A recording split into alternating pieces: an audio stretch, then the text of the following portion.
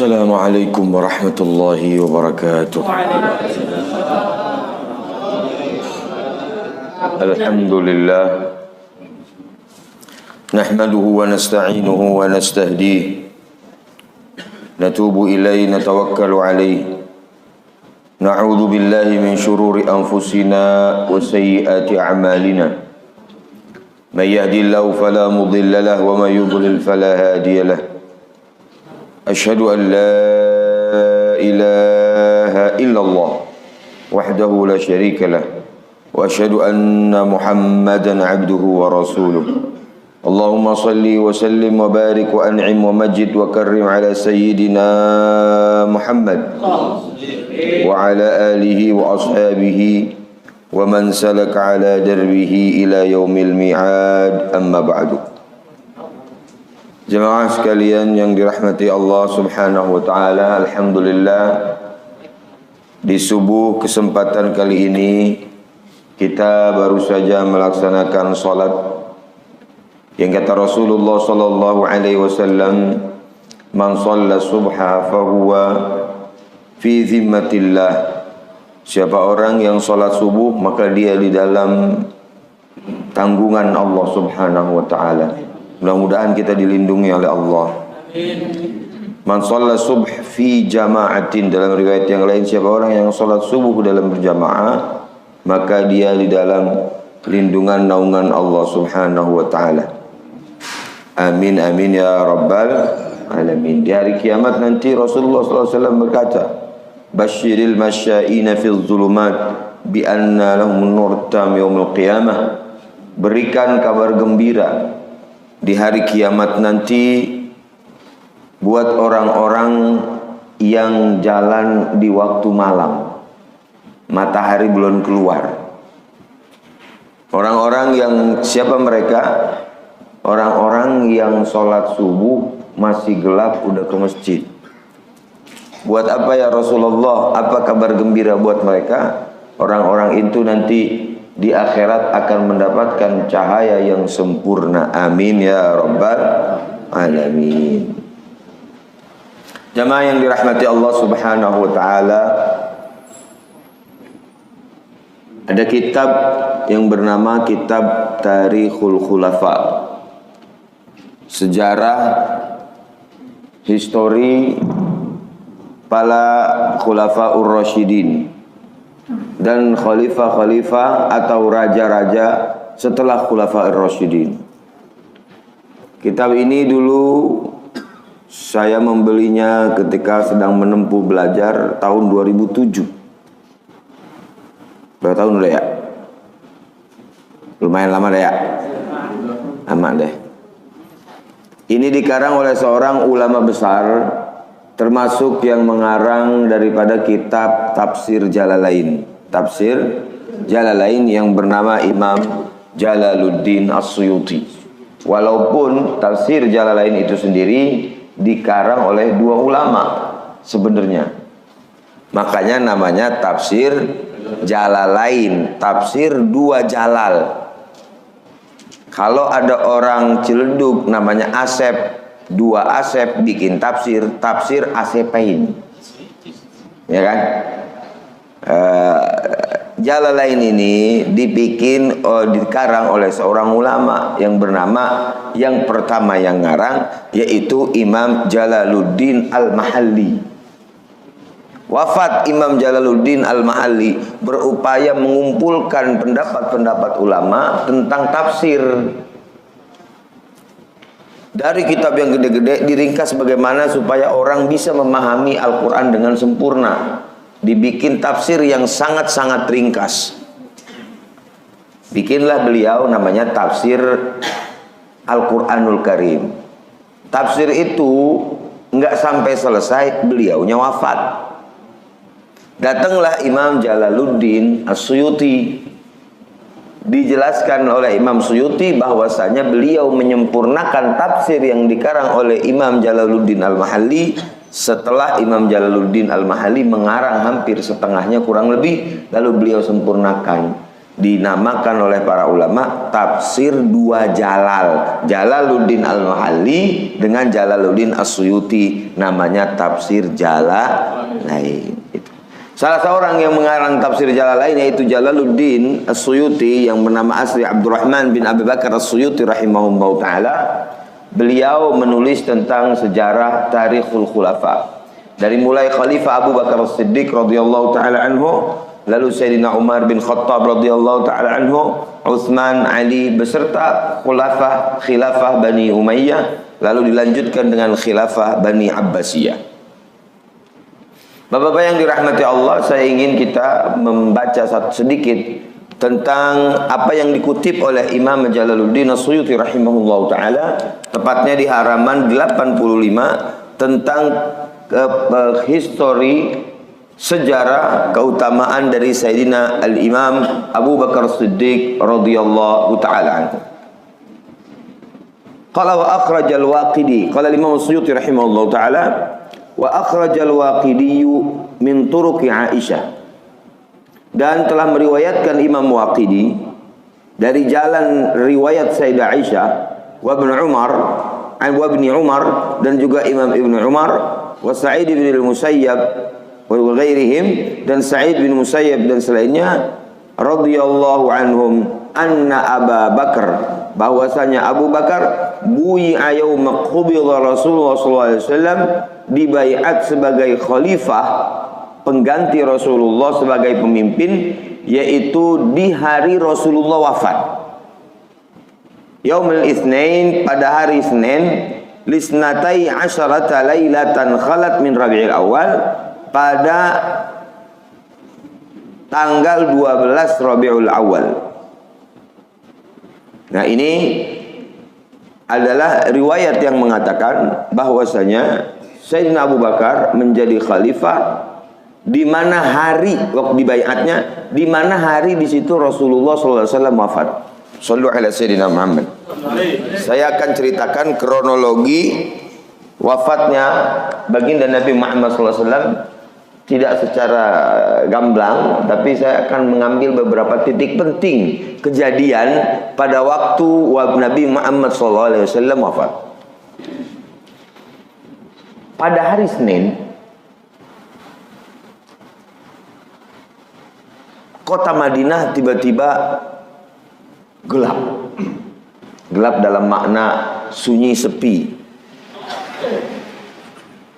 Ketika tiba-tiba ada seorang yang mengatakan bahwasanya baginda Rasulullah SAW telah wafat. Sebelum Rasulullah SAW wafat, perlu kita ketahui bahwasanya Rasulullah SAW wafat itu setelah mengalami proses sakit beberapa hari. Dalam riwayat dikatakan beberapa hari setelah Rasulullah SAW sakit, itulah Rasulullah SAW intaqala ila rafiqil a'la, menghadap kepada Allah Subhanahu wa ta'ala. Di akhir-akhir hari Rasulullah SAW wafat, Rasulullah tidak dapat melangsungkan sholat berjamaah. Rasul ini rumahnya begini, Pak. Ini masjid, berarti di sebelah kanannya. Nah, itu kamarnya itu. Kamarnya baginda Nabi Muhammad SAW. Nah, kamarnya baginda Nabi Muhammad SAW itu rumah Sayyidah Aisyah. Dan segitu rumahnya. Gedean mana sama rumah kita? Tergantung ya. Ini kamar yang ibu-ibu bapak-bapak sekalian pergi umroh, itu segitu udah kamarnya. Sallu ala Sayyidina Muhammad. Dan disitulah Rasulullah SAW wafat, dan disitulah Rasulullah SAW dikebumikan jasadnya. Rasulullah minta air, diwudukan. Rasulullah SAW bilang, ya Aisyah, kepada istri beliau yang sangat beliau cintai, mur Abu Bakar ayyusalliya bin nas. Suruh itu Abu Bakar ngimamin orang sholat di masjid. Bahasa kitanya begitu. Sayyidah Aisyah bilang, Sayyidah Aisyah cerdas, orang yang cerdas Sayyidah Aisyah ini. Dia paham kalau Rasulullah dalam kondisi sakit begini, nyuruhnya bapak saya. Emang Sayyidah Aisyah itu putrinya daripada Abu Bakar. Kalau Rasulullah nyuruh ini, jangan-jangan ntar Rasulullah mau jadiin Abu Bakar sebagai pemimpin nih kalau udah nggak ada. Sayyidah Aisyah kesian sama babanya. Ya Rasulullah, jangan Abu Bakar, jangan bapak saya. Dia mah orangnya begini. Maksudnya ya artinya supaya babanya nggak kena tanggung jawab itu. Akhirnya Rasul sampai 3 kali menyuruh. Akhirnya Sayyidina Abu Bakar ngimamin orang sholat. Begitu Sayyidina Abu Bakar ngimamin sholat, masuklah itu Al-Abbas dengan Sayyidina Ali radhiyallahu ta'ala. Setelah Rasul agak segar dikit, minta dibangunin, ayo angkat saya. Lalu Rasul diangkat sebelah kanan dan sebelah kiri oleh Sayyidina Ali dan Sayyidina Abbas, yang mereka itu dua-duanya adalah sepupunya radhiyallahu ta'ala anhu. Dan juga Abbas bin Abdul Muttalib itu adalah paman bagi Nabi Muhammad SAW. Diangkat begini, diangkat, ayo anterin saya ke masjid. Diangkat masuk ke dalam masjid. Begitu Rasulullah SAW masuk ke dalam masjid, itu Rasul udah sakitnya waktu itu sampai meriang, panas dingin, panas sampai panas sekali tubuhnya Sallallahu Alaihi Wasallam. Begitu masuk Rasulullah SAW ke dalam masjid, berisik orang. Ada yang mengisyaratkan dengan tangannya, ada wah ini Sayyidina Abu Bakar tahu. Waduh, ada Nabi Muhammad di belakang nih. Mundur langsung Sayyidina Abu Bakar Siddiq. Awal Rasulullah disitu jangan mundur. Biar saya sholat jadi makmum. Karena Rasulullah SAW juga pernah sholat jadi makmum. Imamnya sahabat. Jadi kiai jangan mau jadi imam mulu. Kadang-kadang kiai jadi makmum juga lah. Ini Rasulullah SAW aja pernah jadi makmum sahabat. Lalu masuk radhiyallahu ta'ala anhu. Abu Bakar Siddiq mundur pelan-pelan. Jangan udah diam aja. Abu Bakar Siddiq mundur. Setelah selesai sholat ditanya, ya Rasulullah, ya Abu Bakar, kenapa pakai mundur? La yambaghi li Abli bin Abi Quhafah ayyusalliya. Enggak pantas Abu Bakar itu nama beliau Abi bin Abi Quhafah. Enggak pantas buat Abu Bakar itu sholat jadi imam, Rasulullah jadi makmum. Enggak enak saya, begitu bahasanya. Selesai balik lagi Rasulullah ke rumahnya. Istaddal marad, sakit makin parah. Rasulullah minta siwak. Kata Rasulullah. Akhirnya Sayyidah Aisyah radhiyallahu ta'ala anhu nyiapin siwak. Dan biar empuk itu siwak, digigit oleh Rasulullah yang sedang dalam kondisi sangat sakit, digigit oleh Sayyidina Aisyah. Dimasukkan ke mulut baginda Nabi Muhammad SAW yang suci. Dan yang paling terakhir masuk ke mulut Nabi, air liur istrinya, yaitu Sayyidah Aisyah. Yang kedua siwak. Maka para ulama mengatakan siwak itu adalah sunnah kalau orang lagi sekarat, gampangin cabut nyawa. Maka siapin siwak udah. Ini kan udah rada-rada ini ya.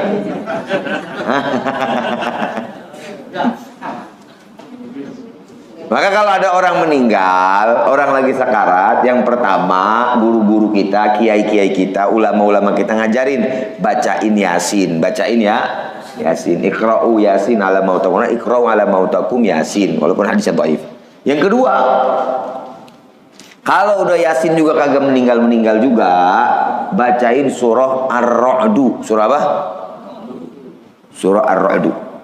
Itu mempercepat kematian. Barangkali dia ada pegangan-pegangan, apa tahu belum dibuang-buang. Yang ngegampangin juga sakaratul maut kata ulama itu siwak. Itu siwak ditempelin aja, Bu. Tapi jangan kita memaksakan talqin. Ini kadang-kadang satu ilmu penting, ini penting, tolong diperhatikan baik-baik. Kadang-kadang kita talqin sampai berulang-ulang. Laqinu mautakum la ilaha illallah. Man kana akhiru kalamihi la ilaha illallah dakhalal jannah. Siapa orang yang akhir kalimatnya sebelum dia meninggal la ilaha illallah, itu masuk surga. Maka kalau ada orang yang lagi sakarat, suruh nyebut la ilaha illallah, bisikin di kupingnya supaya akhir kalimat dia adalah la ilaha illallah. Tapi kata ulama dalam kitab Umdatus Salik ada beberapa aturan. ketika menalkinkan orang mati, diantaranya yang pertama jangan berulang-ulang, yang kedua jangan pakai kalimat kul, ngucap, nah itu salah tuh. Terus kalau dia ngomong yang ngucap, dia ngikutin bapaknya ngucap, la ilaha illallah nggak diikutin. Paham Pak, Bu? Ini aturannya ulama. Wala tatakarrar, jangan juga diulang-ulang. Misalnya anak keempat, anak pertama datang, nyebut la ilaha illallah, la ilaha illallah. Anak kedua datang lagi, dari Sumedang baru nyampe, Mbak, ngucap la ilaha illallah, la ilaha illallah. Anak ketiga dari Kalimantan baru nyampe lagi, nalkinin lagi, la ilaha illallah. Udah tadi sama abang lu, akhirnya dicabut nyawanya. Berarti akhir kalimatnya apa? Udah tadi sama abang lo. Jangan diulang-ulang itu. Para ulama ngajarin ini, kita kadang-kadang siapa aja datang mau nalkinin aja. Betul nggak? Terjadi nggak di kita itu? Nyebut lagi, nyebut. Udah tadi sama abang lo. Akhirnya meninggal. Karena orang dalam kondisi hadrat sakratul maut itu udah setengah udah nggak fokus, sudah nggak ini lah. Makanya ini perlu diperhatikan, jangan diulang-ulang. Kalau dia udah bilang la ilaha illallah, udah biarin, diemin aja, taruhin siwak di mulutnya, dipegangin supaya menggampangkan sakratul maut. Sebagaimana akhir yang air liur yang masuk ke mulut baginda Nabi Muhammad SAW adalah dengan Sayyidah Aisyah, dengan siwak yang diberikan sesuai dengan permintaan baginda Rasulullah SAW. Selesai, gelap dunia, wafat baginda. Sikatnya datang malaikat lewat pintu, dilihat oleh sebagian istri Nabi, dan ternyata itu adalah malaikat. Dan malaikat yang panjang ceritanya itu, selesai Rasulullah SAW wafat. Bingung orang, bingung nggak? Bingung. Baru pertama kali hidup sama Nabi, sama seorang Nabi. Setelah 500 tahun tidak ada Nabi. Sahabat yang biasa tiap hari ketemu Rasul, tiap hari nanya sama Rasul, tiap hari meminta pandangan Rasul, urusan keluarga, bahkan urusan duit juga mintanya sama Rasul. Ya Rasulullah, minta duit. Ada sahabat yang begitu, minta duit. Maka Ustadz kalau ada yang minta duit jangan kebangetan ngambek. Tadi dari dulu juga ada orang yang begitu, minta duit ke Rasulullah SAW. Selesai wafat baginda Nabi Muhammad SAW, Sayyidina Abu Bakar As-Siddiq dengar Rasulullah SAW. Sayyidina Abu Bakar As-Siddiq masuk ke dalam, ngecek. Sayyidina Umar lagi nggak di lokasi, jauh Sayyidina Umar. Balik Sayyidina Umar bin Khattab ketika dapat berita bahwasanya baginda Nabi Muhammad SAW qubid, wafat, au intaqala ila rafiqil a'la, berpindah ke alam lain, wafat. Lalu baginda Al-Imam Umar bin Khattab radhiyallahu taala anhu mendengar Rasulullah wafat dari jauh-jauh di jalan, bawa pedang, dibuka pedangnya. Siapa orang yang mengucap bahwasanya Muhammad telah wafat, ini pedang melayang nih ke leher nih. Waduh, nggak terima. Dibilang ada pengumuman Rasulullah wafat. Karena bingung, bukan dalam kondisi menolak takdir, bukan. Datang ke masjid, ketemu Abu Bakar As-Siddiq radhiyallahu taala anhu. Sayyidina Abu Bakar As-Siddiq ini orang yang bijak, halim, terkenal dengan halim, bijaksana. Ngelihat Abu Umar bin Khattab dulu lagi emosi kayak gitu, nggak ngomong apa-apa. Sayyidina Abu Bakar As-Siddiq naik langsung ke atas mimbar. Assalamualaikum warahmatullah, alhamdulillah wassalatu wassalamu ala rasulillah. Itu Sayyidina Umar masih membara-bara. Siapa orang yang bilang Muhammad wafat, saya bacok batang lehernya. Nggak terima. Abu Bakar naik ke atas mimbar, lalu Sayyidina Abu Bakar berkata, alhamdulillah wassalatu wassalamu ala rasulillah, wa ma Muhammadun illa rasul qad khalat min qablihir rusul.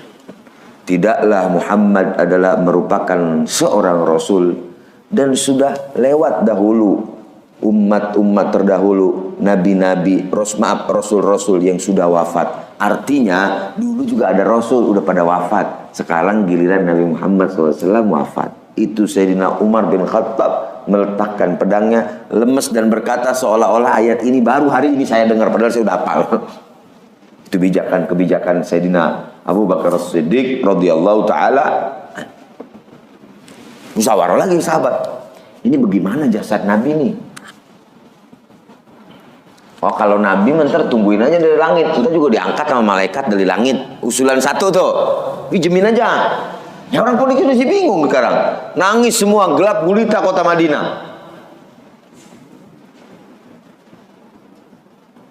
Ada usulan dibeginin aja dah. Ada usulan sampai usulan tadi tinggalin aja, ntar Nabi mau diangkat ntar sama Allah, jasadnya juga. Posisi kedua Abu Bakar Siddiq radhiyallahu taala kebijakan ketika dibarengi dengan keilmuan. Kata Abu Bakar Siddiq radhiyallahu taala, sami'tu Rasulullah sallallahu alaihi wasallam yaqul, ma mata nabiyyun minal anbiya illa dufina haitsu qubida. Orang pada bingung di mana, kalaupun dimakamin, makamnya di mana nih? Di Baqi apa di Mekah, apa balikin lagi jasadnya ke Mekah, apa di kota Madinah, letaknya di mana? Sayyidina Abu Bakar Siddiq naik dan berbicara, saya mendengar kekasih kita baginda Nabi Muhammad SAW berkata, ma mata nabiyyun minal anbiya, tidaklah seorang nabi itu mati atau wafat kecuali dia dikebumikan di tempat dia wafat. Jadi nabi itu ketika wafat dimakaminnya di situ.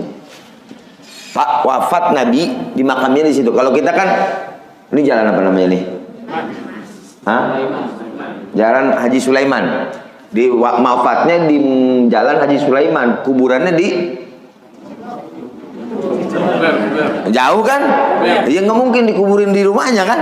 Nah, tempat kuburan jauh. Tapi kalau Nabi di situ wafat, di situ kuburannya, maka dimakamkanlah di rumah Sayyidah Aisyah radhiyallahu taala anha.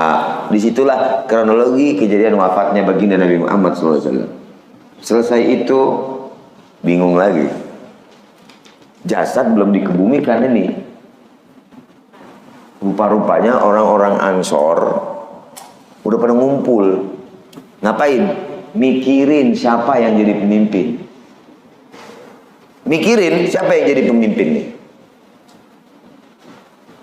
Sayyidina Umar bin Khattab radhiyallahu ta'ala dengar. Ada yang ngumpul-ngumpul. Lalu mengumpul di Bait Abi Saqifah Bani Sa'idah. Satu tempat musyawarah. Sayyidina Abu Bakar, Sayyidina Umar dengar pada ngumpul orang-orang Ansor. Orang Ansor itu orang yang tinggal di Madinah. Asli penduduk Madinah, orang muhajirin itu orang asli penduduk Mekah, pergi hijrah sama Nabi Muhammad SAW di kota Madinah. Sayyidina Abu Bakar, Sayyidina Abu Ubaidah bin Jarrah berangkat bersama Sayyidina Umar, dibawa ke tempat perkumpulan Ansar. Lihat ketegangan ini. Kata Rasulullah SAW, kata Imam Sayyidina Umar bin Khattab radhiyallahu taala anhu, tidaklah saya lihat Abu Bakar As-Siddiq ketika itu kecuali orang yang sangat bijaksana. Ucapannya begitu teratur, kata Sayyidina Umar bin Khattab radhiyallahu taala. Sayyidina Abu Bakar As-Siddiq mendengarkan apa yang diungkapkan dan diucapkan oleh orang-orang Ansor yang sedang berkumpul itu.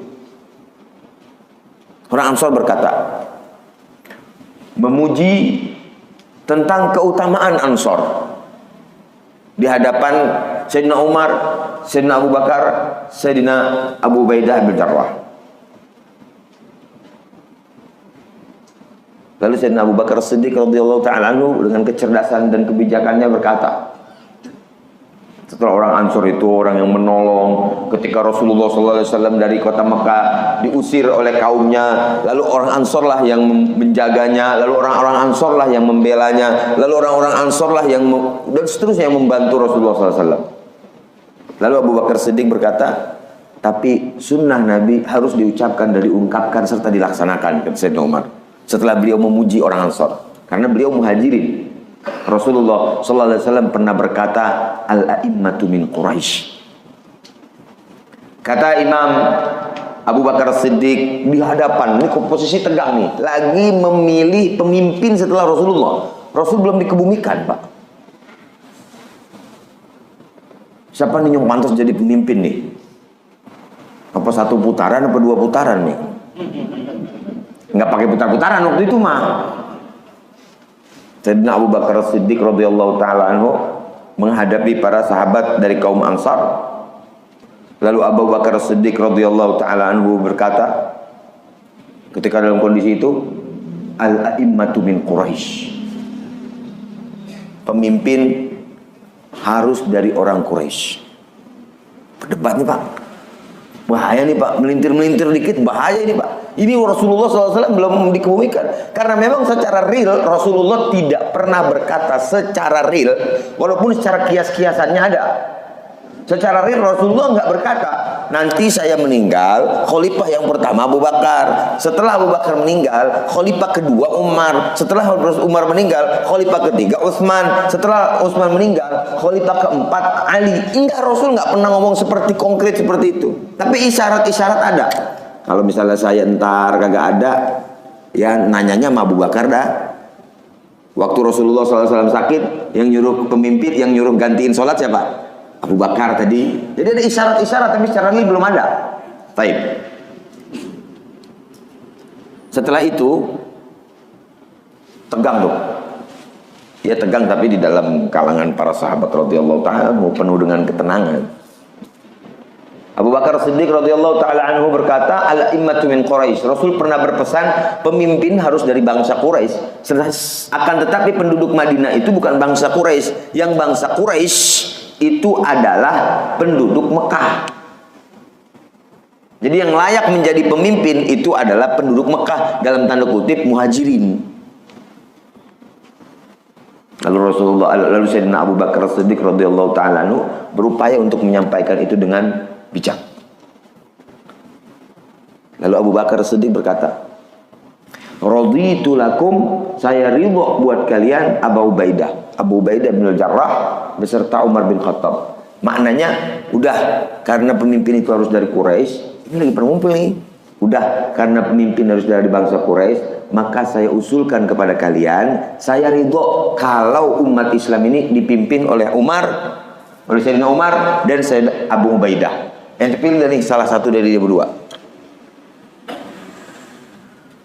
Terjadi jawaban daripada kaum Ansor. Ansor berkata, bukan begitu Abu Bakar Siddiq, minna amir wa minkum amir.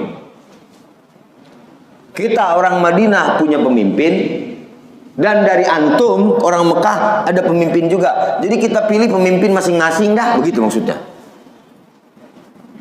Waduh, ini berbahaya ke depannya untuk agama Islam. Karena kalau yang namanya pemimpin dua kan ribet ya.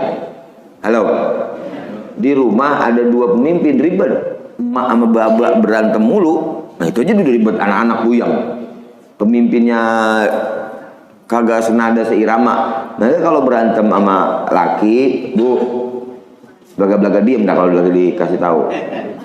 Kalau misalnya berantem sama laki, usahain bapak juga jangan di depan anak-anak. Ntar anak-anak bingung berpegangan sama siapa. Ibu juga jangan suka ngomelin laki di depan anak. Wibawa bapak turun itu 250 derajat. Nah, untuk babalu emang susah banget dibilanginnya tuh. Kadang-kadang suka begitu tuh ngomongnya tuh. Jangan begitu. Angkat derajat orang suami kita. Begitu juga bapak. Emang malu lagunya sebakul. Jangan begitu. Itu nurunin harkat derajat emak. Kita kalau mau berantem geser dikit ke dalam ruangan, di kamar, di mana, ngomong dah tuh, nggak beres.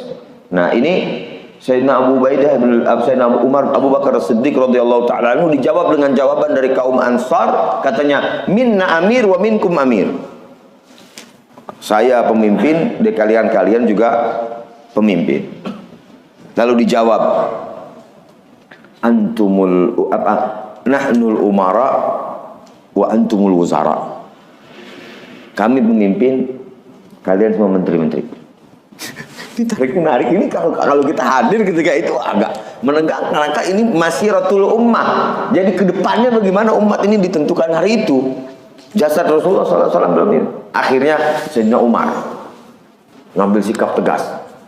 Kata Sayyidina Umar bin Khattab radhiyallahu taala anhu, apakah kalian ridho dengan dua orang ini. Di samping kita sudah ada orang yang perfect luar biasa. Yang pertama Sayyidina Abu Bakar Siddiq, yang kedua Sayyidina Abu Ubaidah. Lalu lalu Sayyidina Umar bin Khattab radhiyallahu taala anhu mengangkat tangannya Sayyidina Abu Bakar Siddiq, siapa di antara kalian yang tidak redha jika seandainya orang ini jadi pemimpin? Apakah kalian ridho kalau orang ini jadi pemimpin?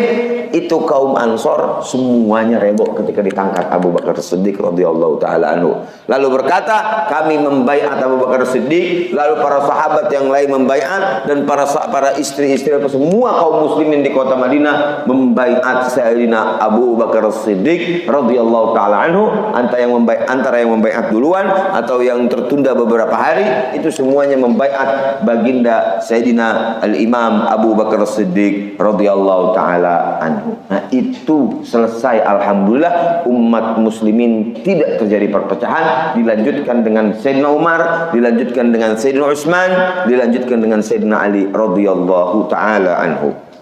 Setelah itu mulai ada perpecahan di kalangan muslimin secara konkret ya. Walaupun awal daripada gesekan yang pertama yang alhamdulillah teredam oleh karunia, oleh kelembutan lutfullah, karunia dan rahmatnya Allah, akhirnya ketika itu selesai. Rasulullah SAW dikebumikan dan Sayyidina Abu Bakar Siddiq menjadi khalifah, mengatur negara. Sebagian orang sudah banyak yang murtad. Ini orang Yamamah pada murtad, namanya Musailamah al-Kazzab. Musailamah al-Kazzab, nipu, namanya juga Musailamah. Makanya punya anak yang namain Musailamah. Ngeri-ngerinya ntar jadi Kazab, gitu kan, ngaku jadi nabi lagi. Nah, ada lagi yang ngaku jadi nabi, Aswad al-Anazi. Dari banyak tuh yang ada yang ngaku jadi nabi, ada yang kagak mau bayar zakat, macam-macam tuh. Ini Abu Bakar demi menjaga stabilitasnya sangat sulit waktu itu.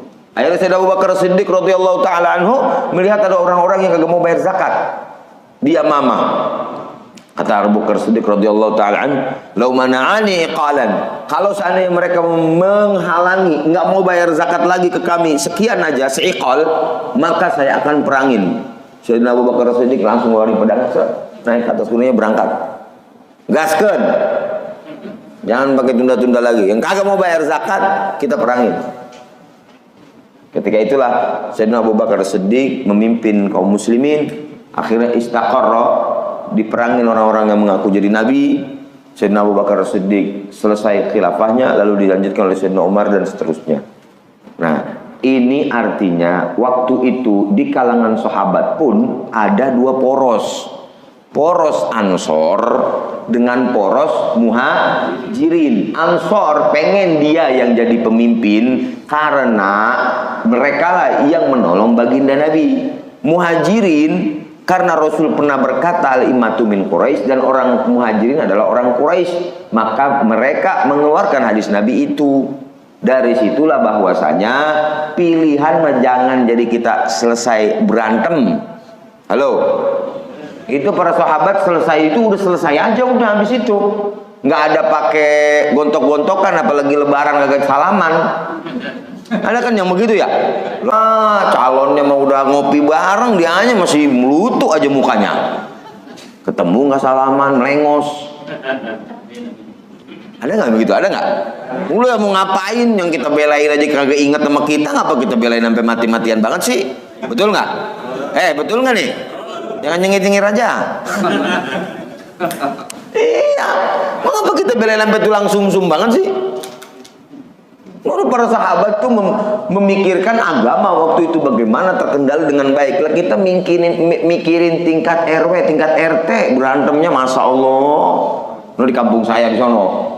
Ilah itu gesekan mau pemilihan RW, gesekannya Pak Ustaz, ya Allah, sampai mau bawa ke polisi kasusnya. Gara-gara remeh-temeh doang, padahal RW tingkat RW doang.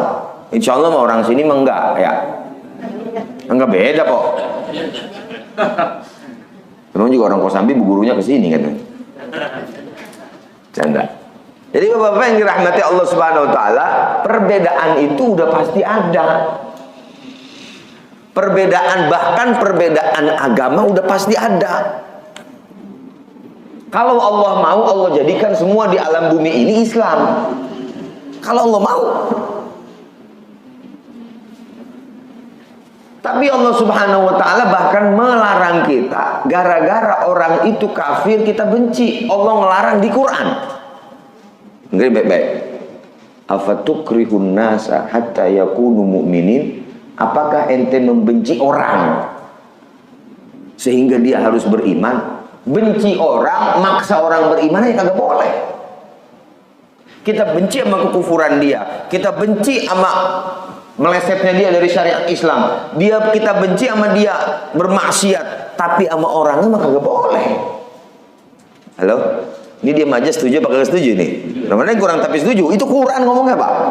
Kalau Allah mau, Allah jadikan satu agama Islam semua, dari ujung kutub utara sampai kutub bawah Islam semua. Tapi Allah memang maunya begitu, untuk menjadi cobaan, untuk menjadi bala, untuk menjadi hikmah yang Allah Subhanahu wa ta'ala tahu. Ini gara-gara beda agama aja kita nggak boleh geduk dia nih. Ini kafir lewat nih, gue bacok juga nih. Kagak boleh itu begitu tuh. Kagak boleh itu, nggak boleh. Bahkan Rasulullah SAW begitu akhir hayatnya menggadaikan baju perangnya ke Yahudi. Kalau misalnya kagak boleh bergabung sama orang, maksudnya berinteraksi selama mereka tidak memerangi kita ya. Dalam tatanan selama mereka tidak memerangi kita. Kalau mereka memerangi kita seperti orang-orang Israel yang sekarang, itu namanya kafir harbi dan wajib diperangi. Nah, tetapi selama mereka berbaik sama kita, tetangga kita, non-muslim, itu aja kita dalam kategori Allah berfirman dalam Al-Quran, kita berbuat baik sama dia tidak dilarang selama dia berbuat adil dan baik sama kita. Apalagi sesama Islam. Emang apa sih gara-gara beda doang? Kadang-kadang ampun. Ini pergeseran ini terjadi gara-gara orang jauh sama ngaji fikih. Ngaji fikihnya nggak sampai habis. Ngaji di sono bab toharoh, bab bersuci. Di sono lagi bab wudu, ngaji sono lagi, main di air mulu, becek jadinya. Orang mah abisin ngaji dari awal, bab air wajib, bab sholat kita harus paham, bab puasa, terus sampai akhir babul jihad, itu kita paham kudu semuanya. Ngaji lutut atu. Sekarang maunya ngajinya tematik, maunya pada. Ngaji mah ngaji kitab min awal ila akhir. Ilmu itu berkah kalau kita baca dari awal sampai akhir, sehingga sempurna pemahaman kita terhadap agama. Imam Malik radhiyallahu taala anhu ngarang kitab namanya Muwatta. Saya ngaji kepada guru saya. Ini sampai sini aja deh ya. Terus nggak? Sampai jam berapa, Ustaz? Hah? Lo orang bergawe ini. Imam Malik radhiyallahu taala anhu punya kitab namanya Muwatta, Pak. Muwatta ini kitab hadis dan hukum yang dikumpulkan oleh Imam Malik radhiyallahu taala anhu. Di Al-Falah sini saya ngajar setiap sebulan sekali Jumat subuh di Masjid Al-Falah ini ya. Hah? Darul Falah, maaf, Darul Falah, Muwatta. Imam Malik itu ngarang kitab itu. Itu ulama pada baca kitab itu. Imam Syafi'i ngaji kitab itu.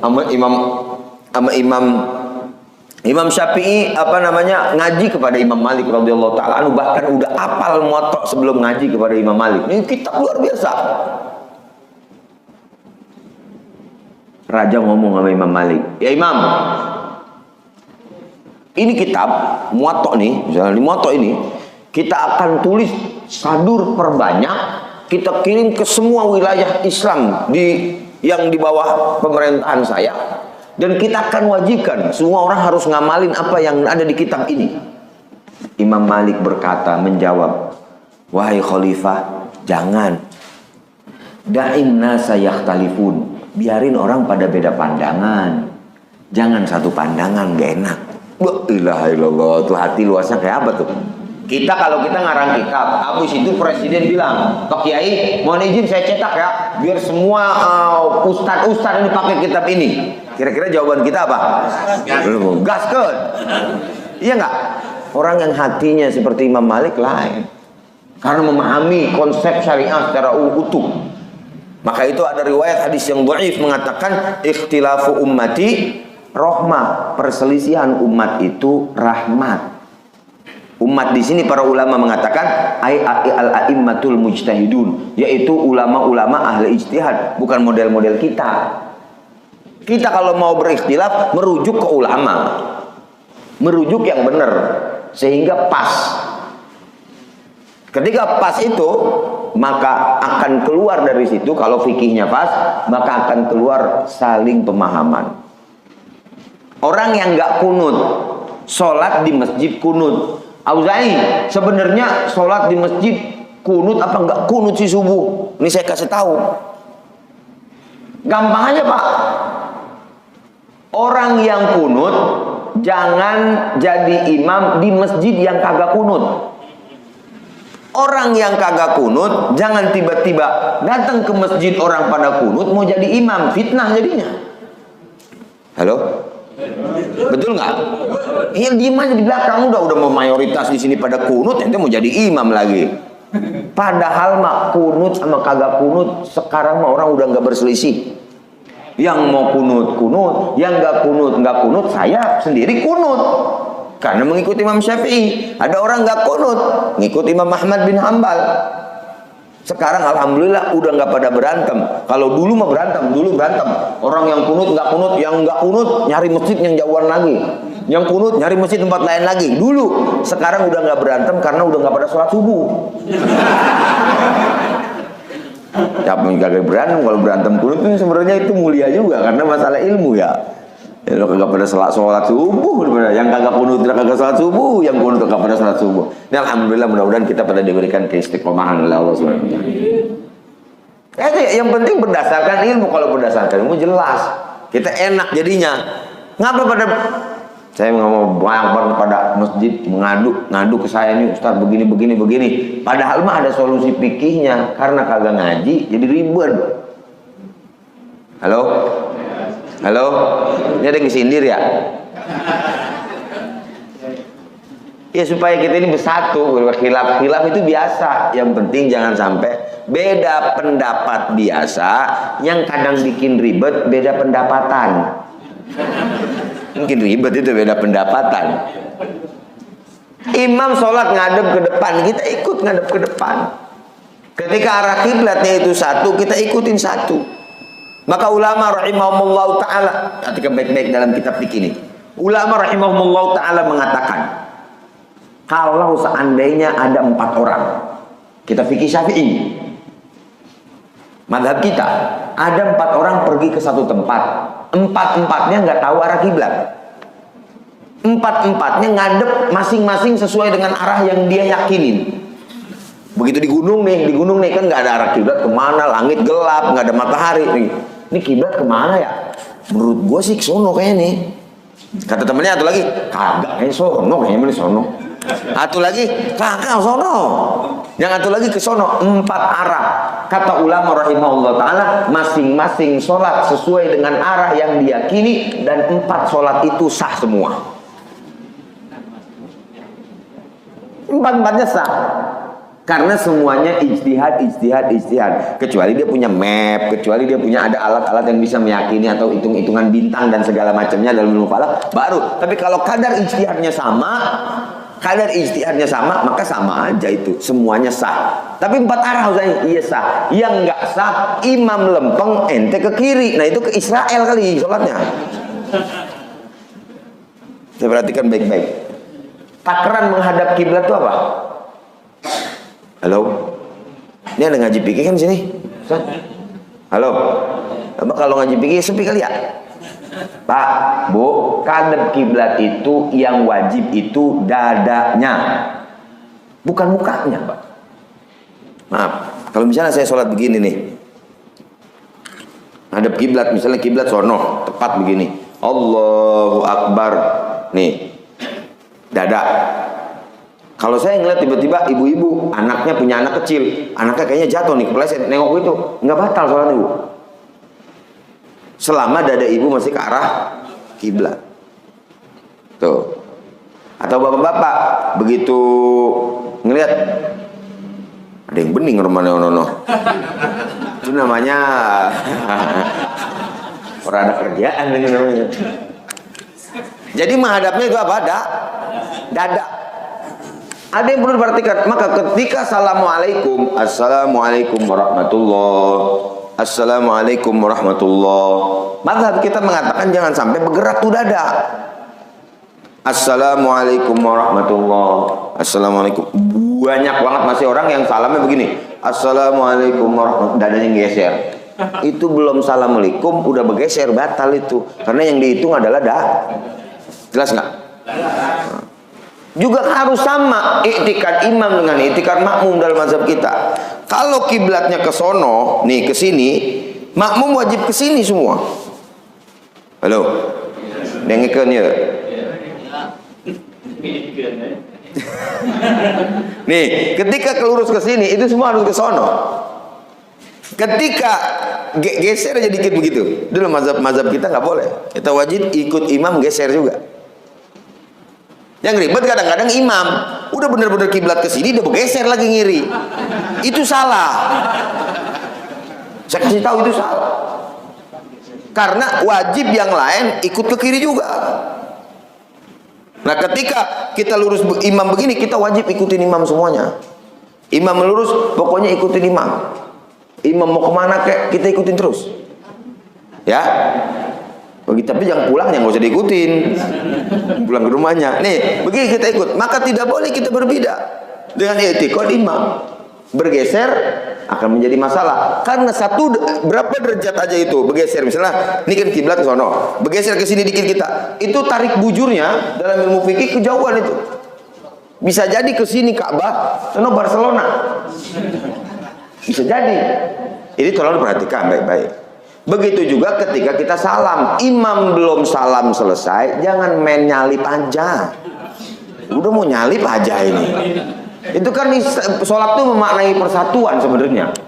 Imam Allahu Akbar, baru kita Allahu Akbar. Imam Assalamualaikum. Udah mau sebentar dulu bang.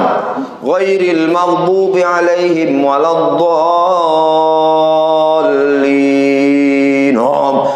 Imam nunnya belum selesai, dia udah langsung kayak Valentino Rossi. Ikutin imam kemana? Ikutin. Innama ju'ilal imam liyutamma bih. Imam kemana arahnya untuk kita ikutin. Imam gimana gerakannya itu yang kita ikutin. Begitu kita salam, ikutin salam imam. Jangan main dulu imam. Bahkan di waladhdallin. Ini ada rahasia di dalam waladhdallin. Kata Rasulullah SAW, man wafaqa ta'minuhu ta'minal malaika ghufira lahu ma taqaddama min dzambi. Siapa orang yang aminnya bareng dengan aminnya malaikat, diampunin dosanya oleh Allah Subhanahu wa taala. Apa amin yang bisa berbarengan dengan malaikat? Gara-gara amin doang, Pak. Kita itu diampunin dosa kita yang dulu gara-gara amin. Cuman aminnya yang pas, sesuai dengan arahan imam dan arahan Nabi Muhammad dan arahan ulama. Apa arahannya? Imam Ibnu Hajar Al-Haytami mengatakan itu dengan sedikit diam. Setelah waladhdallin, makmum baru kompak bersama-sama amin bersama imam. Begini. Ma'asaktatin qasiratin. Diam sejenak setelah waladhdallin, baru amin bareng-bareng. Ghairil maghdubi alaihim waladdallin.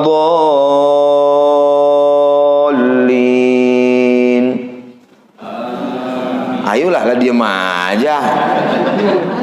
Ghairil maghdubi alaihim waladdallin.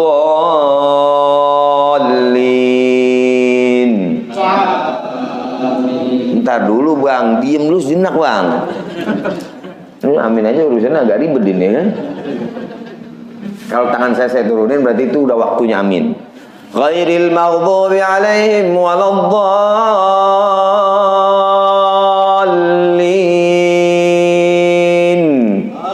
Entar dulu. Laki-laki ya. Ampun dan masalah amin gak selesai ini sampai sore ini. Nafsu banget. Jadi itu saja, amin aja pun itu kita harus ada kekompakan. Perselisihan udah dari zaman dulu. Imam Syafi'i kunut, ini kagak kunut. Ulama dulu ada yang jahar bismillah, ada yang enggak. Jangan cuma kita ngikutin kagak tahu ilmunya. Berangkat ke Mekah Al-Mukarramah, Allah Allahu Akbar, pulang jadi imam. Allahu Akbar, alhamdulillahi rabbil alamin. Selesai. Mengapa? Di Mekah nggak pakai bismillah? Emang ngikutin siapa? Model aja kita kadang-kadang. Bukan Mekah salah, kita pakai guru, pakai mazhab. Namanya mazhab Syafi'i, al-jahru bil basmalah. Enggak haram, bukan urusan haram apalagi sampai kafir, enggak. Urusannya itu urusan khilaf fikih ulama. Maka Imam Syafi'i radhiyallahu taala anhu habis berdebat, berbeda pandangan sama orang, pandangan fikih. Habis itu Imam Syafi'i langsung pegang tangannya. Emang apa sih kita berbeda urusan yang itu, mengapa kita masih banyak kan yang sama, kita urusan yang lain. Itu jangan gara-gara pilihan beda kagak nanya, ada begitu. Yang kita pilih, yang kita junjung kagak kenal sama kita. Ngapa jadi kita berseteru? Halo? Bener gak nih? Ini makan kelihatan mukanya. Yang nomor 1, nomor 3 kelihatan mukanya. Udah dah, itu namanya juga perhelatan duniawi, Pak, ya nggak? Iya udah. Jelas nggak sampai situ saya ngomong nih? Udah dari zaman sahabat, ulama, emang khilaf itu bakal terus ada. Nggak mungkin kita satu pandangan. Suami sama istri dibingkai dalam satu bingkai rumah tangga yang pasti dan seumur hidup biasanya ya, kecuali lakinya. Ya begitu dah ya kan. Itu hidup berdua berbeda-beda. Beda nggak ibu? Beda. Kadang-kadang lakinya demen manis, bininya demennya asin. Lakinya demennya asin, bininya demennya manis. Beda-beda. Beda-beda itu aja udah beda. Kita satu rumah. Anak kita 4, 5, 6. Semuanya beda. Iya nggak? Yang satu begono lagunya, yang satu begini kayak emaknya manyun mulu, yang satu lagi kayak babanya. Bapaknya mancing mulu, mancing, macam-macam. Itu satu rahim, Bu. Ibu susah nggak ngesatuin satu rahim? Ya, memang perbedaan itu memang sudah sunnatullah. Maka dalam bingkai Bhinneka Tunggal Ika itu udah bener negara kita ini. Berbeda-beda tetap satu jua, berbeda-beda. Nggak mungkin satu kita. Saya sukanya warna hitam dengan warna hijau. Istri saya misalnya sukanya warnanya beda. Tapi perbedaan itu menjadi indah. Pelangi itu nggak akan indah kalau satu warnanya. Maka dia harus ada merah, kuning, hijau. Merah, kuning, hijau di langit, meletus balon, ngelalar lagi sono. Cuma balon, Pak. Ya, udah ya. Ini paham tuh sampai situ tuh maksudnya tuh. Udah ada beda, ada yang begono, ada yang som, ada sini udah ada nggak apa-apa. Selama masih dalam lingkup ijtihad yang dibolehkan ijtihad. Tapi nggak boleh berbeda pendapat tentang Allah itu satu apa dua. Nggak boleh. Nggak boleh beda pendapat. Apakah Al-Fatihah itu surat dari Al-Quran apa bukan? Nggak boleh. Nggak boleh berbeda pendapat Nabi Muhammad Rasul apa bukan. Itu yang perkara konkret tidak boleh. Yang boleh-boleh yang di situ disebut dengan furu'iyah yang dikhilafkan oleh ulama. Boleh. Tapi yang konkret nggak boleh. Ada seorang guru saya, Syekh Muhammad Muhyiddin, ketika saya belajar waktu itu di Sudan, guru saya berkisah. Ada seorang ulama, babanya nggak alim. Babanya nggak alim ini, cuman dia salah cerita sama teman-temannya ulama mulu nih. Baba lu orang alim, iya baba gua orang alim lah. Waduh, terlanjur ngibul. Ya udah kita ke rumah ente dah. Ya udah, ke rumahnya tuh. Udah bilangin sama anaknya, "Mbak, besok teman saya ulama semua mau pada kemari." Baba kalau ditanya apa aja, bilang aja ada khilaf ulama, fihi qaulan, ada dua pendapat ulama. Yang namanya masalah fikih semua juga ada khilaf, ada dua pendapat ulama. Datang tuh teman-temannya, "Waalaikumsalam, Syekh. Ma hukumu hadza? Apa hukum ini?" "Fihi qaulan, ada dua pendapat ulama." Waduh, alim bener ini. Bukan satu pendapat doang, dia udah ngaji nih. Buat pendapat yang lain juga dapat ini. Ditanya lagi, "Ya Syekh, ini menurut ini fihi qaulan, ada dua pendapat ulama." Luar biasa. Cuma ada curiga, satu Syekh ini curiga. Semuanya fihi qaulan ini jawabannya ini. Ditanya, "Wahai orang tua, Allah itu satu apa dua?" "Fihi qaulan." Ada dua pendapat itu. Masa Allah dua pendapat? Ya Allah mah satu ya kan. Jadi yang perkara-perkara konkret usul disebut kita tidak boleh khilaf, akan tetapi perkara-perkara yang lain kita boleh khilaf sebagaimana mubah. Perkara-perkara yang mubah di dalam kehidupan, ada yang suka kita lagi naik mobil sama bini kita, mau makan apa nih? Makan soto atau makan sayur asem nih? Itu aja udah khilaf itu. Enggak selesai. Paling mama orang perempuan jawabnya terserah dah. Begitu nyampe ke tempat sayur asem, lagian makan sayur asem sih, enak makan soto. Ya, udah nyampe baru ngomong. Wassalamualaikum warahmatullahi wabarakatuh.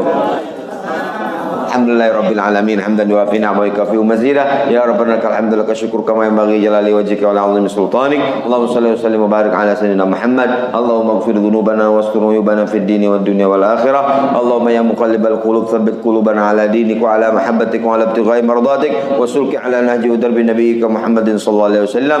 Allahumma ijma' bainana wa bain habibikal mustafa yaqzatan wa manama wa sallallahu alaihi sayyidina Muhammad walhamdulillahi rabbil alamin. Taqabbalu minkum. Terima kasih sudah berkunjung di channel ini. Jangan lupa untuk like, komen, dan subscribe agar tidak ketinggalan pada video-video menarik lainnya.